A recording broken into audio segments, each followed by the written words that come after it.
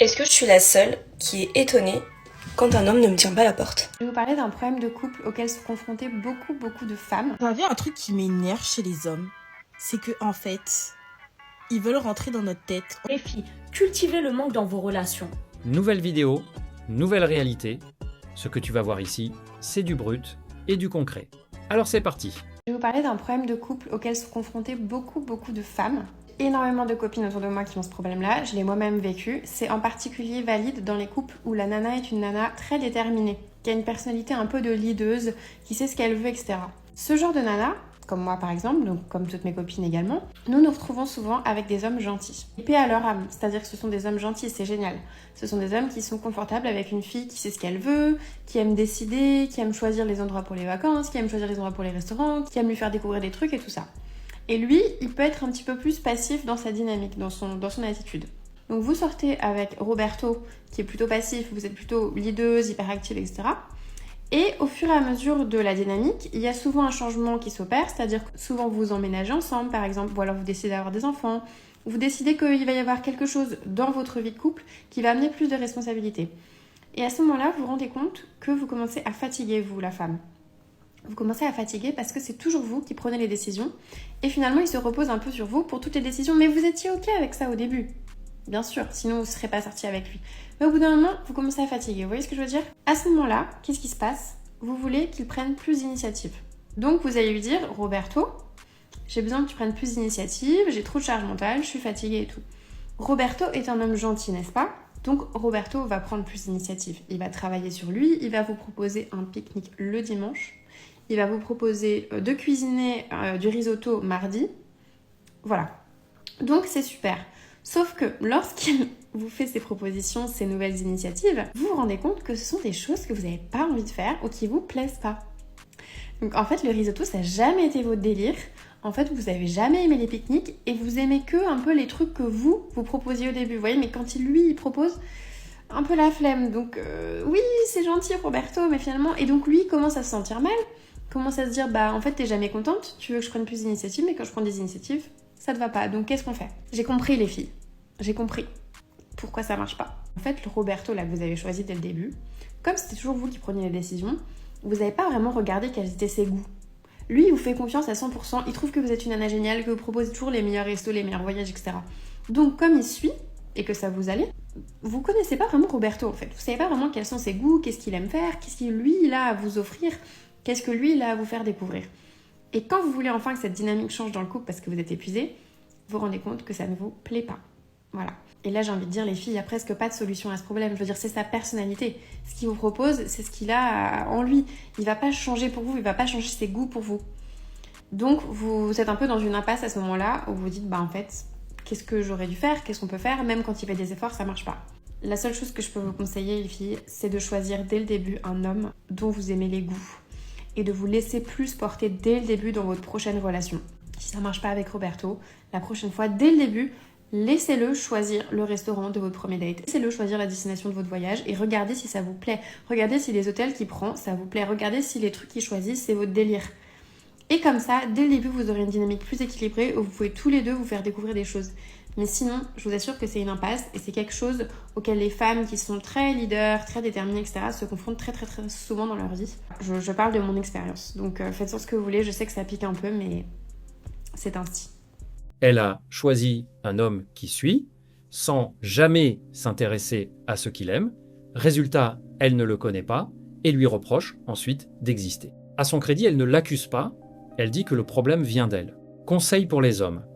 Si on ne te demande ton avis qu'une fois épuisé le confort de décider à ta place, tu n'es pas un partenaire, tu es une option de secours. Vous savez, un truc qui m'énerve chez les hommes, c'est que en fait, ils veulent rentrer dans notre tête en nous faisant croire qu'on est censé accepter la médiocrité ou le minimum parce que nous sommes endoctrinés dans une société où les femmes, on est trop matérialistes et par les réseaux sociaux et qu'on est totalement déconnecté de la réalité, alors que en fait, ils ne veulent pas être face à un miroir, ils ne veulent pas assumer qu'ils sont devenus médiocres et ils sont plus du tout romantiques, plus galants, plus rien. Je ne comprends pas comment, en étant des jeunes femmes ou des femmes, en fait, on doit accepter le minimum d'un homme parce que l'homme vous aime. Non.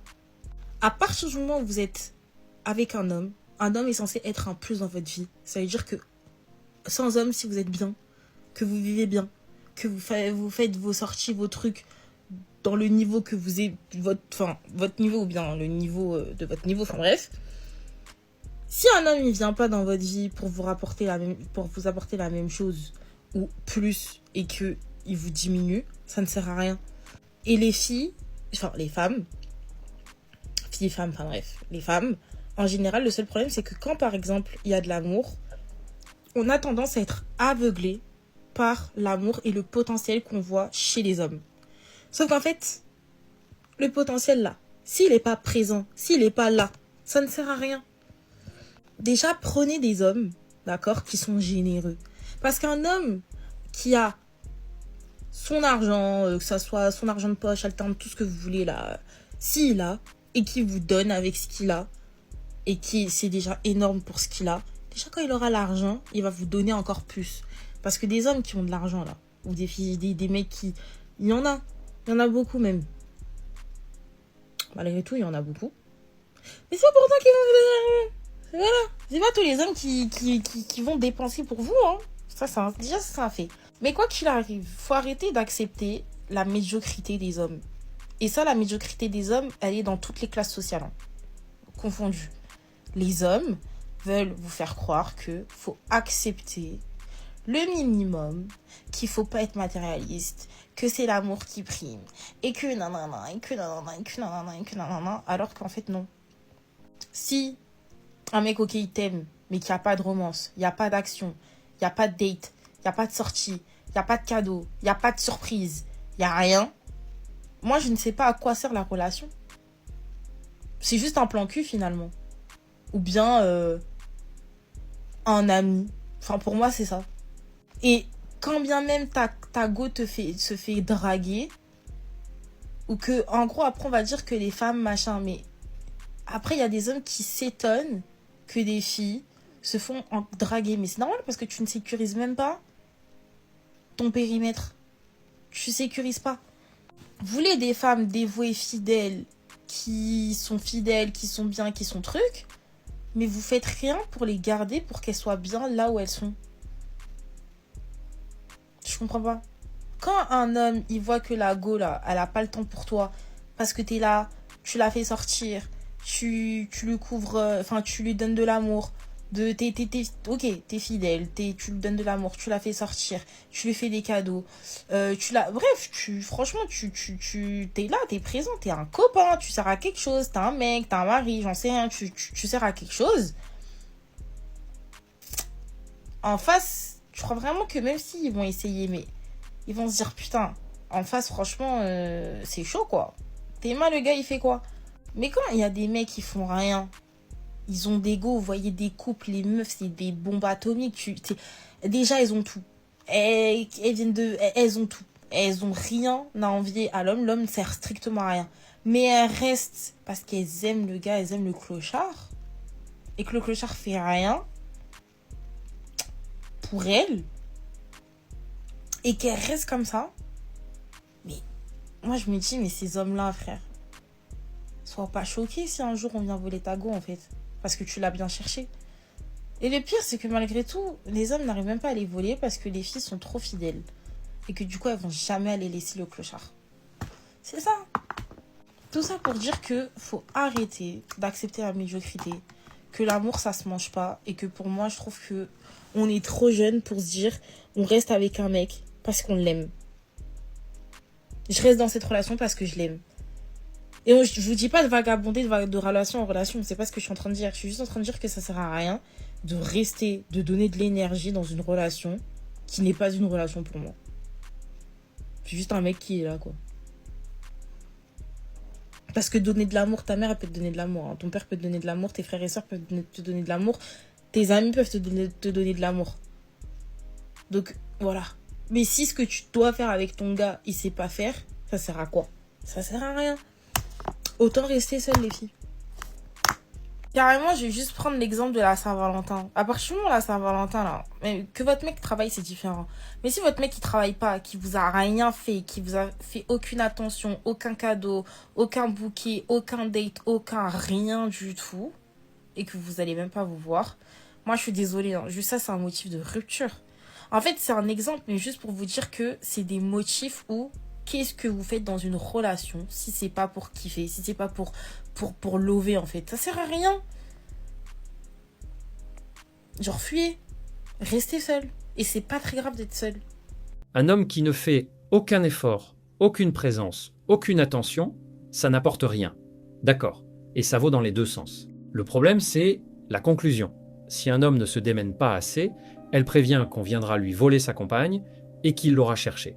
Là, le manque d'effort ne justifie plus de partir. Il justifie de tromper. On transforme un reproche légitime en permis de trahir. Or, si la relation ne va plus, la porte de sortie s'appelle rupture, pas infidélité. Conseil pour les hommes, l'effort compte, c'est vrai. Mais qui justifie une trahison par ton manque d'effort, t'annonce surtout comment elle traitera le sien. Les filles, cultivez le manque dans vos relations. En fait, cultiver le manque, c'est très important. C'est ça qui va faire que l'homme va constamment vouloir vous voir, qui va constamment vouloir planifier des dates avec vous, organiser des week-ends, des vacances avec vous, vouloir passer du temps avec vous, parce qu'il va ressentir ce manque. En fait, si vous accordez tout de suite tout votre temps à cet homme-là, il n'y aura plus de manque, il n'y a plus de mystère, parce qu'il connaît déjà tout directement de vous en fait. Il passe beaucoup de temps avec vous, il n'a pas le temps en fait de ressentir ce manque-là. Et c'est pour ça que dans beaucoup de cas de figure, vous avez des hommes qui au bout d'un moment se désintéressent de vous. Parce que tout est trop donné rapidement en fait. Un homme a besoin de ressentir ce manque-là. Même vous en tant que femme, si vous voyez tout le temps votre mec, tout le temps directement, vous passez tout votre temps avec lui, vous n'avez même pas le temps de respirer, même pas le temps de vous retrouver avec vous-même. C'est pas quelque chose de positif, ça va vous saouler en fait. Un homme, c'est pareil, et c'est même encore plus pire en fait. Les hommes aiment ressentir ce manque. N'accordez pas tout de suite trop de temps à un homme. Et même quand vous êtes dans une relation depuis beaucoup d'années, je ne recommande pas que vous accordez tout votre temps à un homme. Gardez une vie sociale, gardez des hobbies, gardez des amis, voyez votre famille, faites des choses pour vous en fait. Ne faites pas tourner toute votre vie autour de votre homme. En cultivant le manque avec l'homme, vous allez le faire tourner en bourrique. Parce qu'il va vouloir vous voir, vous allez lui manquer. C'est ça qui va faire que l'homme, il va se dire « Oh là là, elle me manque, on se voit pas souvent. Des fois, elle accepte les dates, des fois, elle accepte pas les dates. » N'acceptez pas tout le temps les dates. C'est pas parce qu'un homme vous invite à un date que vous devez directement accepter le date en fait. Refuse des dates exprès. Espace, laisse-le en demande et il deviendra fou de toi. Le mystère comme stratégie.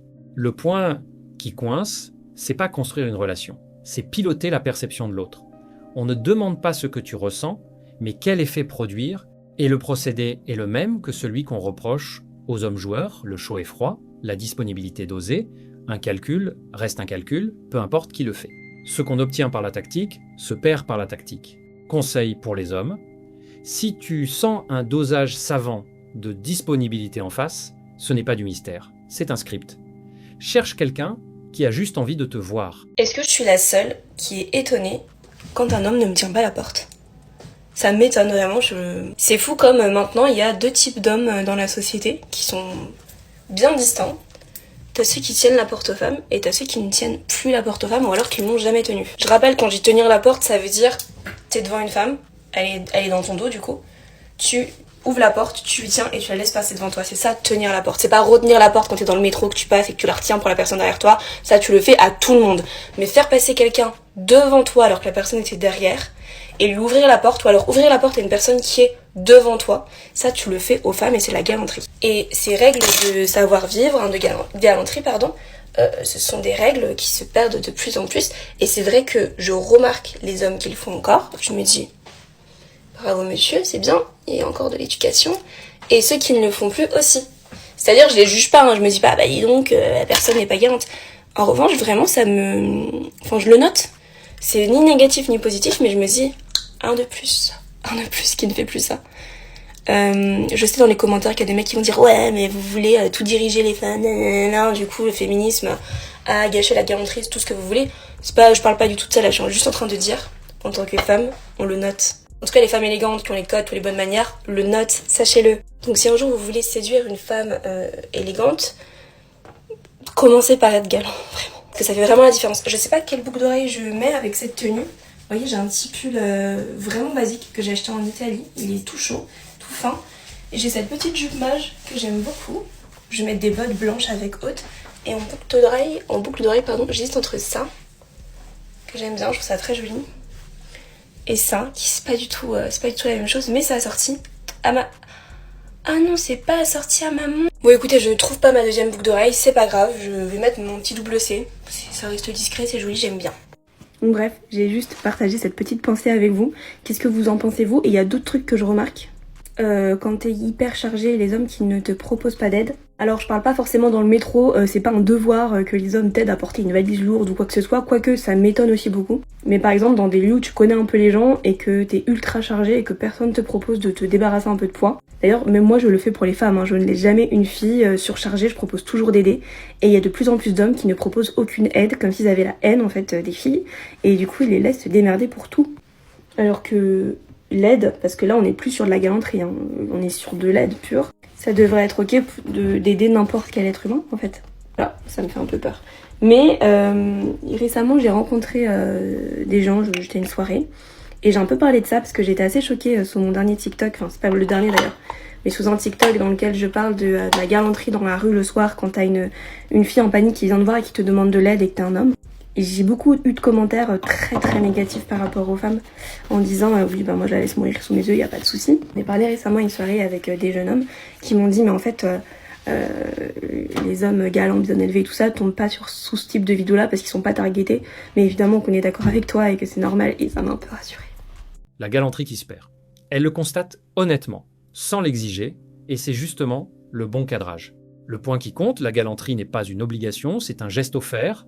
Tenir une porte, proposer son aide, ça vaut parce que c'est donné librement, pas parce que c'est dû. Le jour où on en fait une facture à présenter ou un test à faire passer, c'est plus de l'élégance, c'est un péage.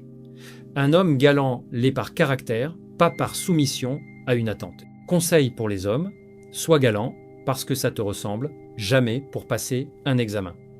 Le geste offert a de la valeur, le geste exigé n'en a plus. Un mec qui a offert des fleurs au premier date à une meuf, et il y a une meuf qui a dit « Je trouve ça tellement normal de pas venir les mains vides quand tu vas date une meuf, mais les mecs de maintenant ont trop perdu les notions de la galanterie, #Apert. En fait, on est des bénévoles. C'est-à-dire que tu ne connais même pas la meuf, mais tu vas déjà lui offrir des trucs. C'est du jamais vu. Donc moi, je te connais pas. Ça se trouve qu'après ce date-là, on va plus jamais se parler, mais je vais arriver, je vais t'offrir des fleurs ou je vais t'offrir quelque chose, je vais pas venir les mains vides. Mais sur quelle planète vous vivez? Sur quelle planète vous vivez? C'est comme si j'arrive dans un entretien d'embauche et t'offres des pains au chocolat à l'embaucheur. Mais ça va rien changer. Ça se trouve, je suis même pas pris. Pourquoi je vais faire ça? Pourquoi je vais faire ça? On n'est pas des bénévoles. Au bout d'un moment, faut arrêter de dire ouais, les hommes ont perdu la notion de galanterie. Ouais, les hommes, ils sont plus galants, c'est à perte, etc. Encore si c'est vas-y, on se voit de manière récurrente. Bah oui, là, je vais t'offrir peut-être des fleurs à certains dates, etc. Pas à tous les dates. Mais à certains dates, je vais t'offrir des mailles. Mais pas le premier date, frère. Je te connais même pas. Ça se trouve, on va se bloquer à la fin. C'est le premier date. Ça se trouve, on va se bloquer à la fin. Je te connais que par message, je t'ai jamais vu. Et toi, tu t'attends à ce que je t'offre des fleurs. Non, c'est pas normal. Ce n'est pas normal. Arrêtez de vouloir banaliser des choses qui ne le sont pas. Une femme trouve normal qu'un homme ne vienne jamais les mains vides au premier date, sinon il aurait perdu la galanterie. Offrir un cadeau à quelqu'un qu'on ne connaît pas encore, qu'on ne reverra peut-être jamais, c'est pas un geste, c'est une facture présentée d'avance. Son image résume tout, c'est comme apporter un pain au chocolat au recruteur à l'entretien d'embauche. Ça ne prouve rien et ça n'a pas sa place. Il le dit lui-même, en couple installé, il offre des fleurs. Mais un cadeau exigé avant même de se connaître n'est plus de la galanterie, c'est un péage. Conseil pour les hommes, un geste offert a de la valeur, un geste exigé n'en a plus. Garde les tiens pour qui les reçoit sans les réclamer.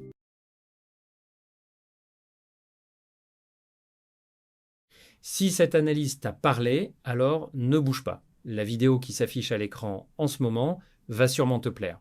Clique dessus maintenant pour ne pas rater la suite. Reste lucide, on se retrouve de l'autre côté.